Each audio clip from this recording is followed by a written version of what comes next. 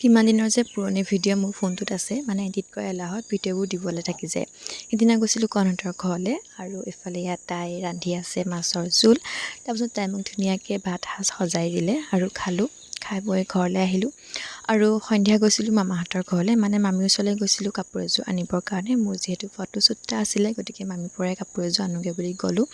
কিন্তু সেয়াই আকৌ আহিব নিদিয়ে নহয়, তাই থাকিবলৈ কৈছিলে, পিছে মই নাথাকিলোঁ বাৰু। ভাত পানী খাই মামাই মোক থৈ গ'লহি আৰু এয়া ৰাতিলৈ বতৰটো অকণমান ঠাণ্ডা আছিলে, সেইকাৰণে তাইক চুৱেটাৰ পিন্ধাই দিছে। মানে ভিডিঅ'টো কেইদিনমান আগৰে যে, তেতিয়া অকণমান ঠাণ্ডা আছিলে।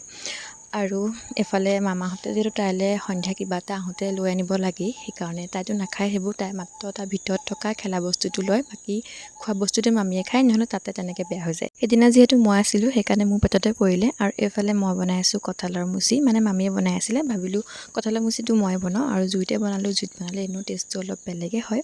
আৰু আজিলৈ আহিছোঁ, আকৌ লগ পাম এটা নতুন ভিডিঅ'ত। বাই।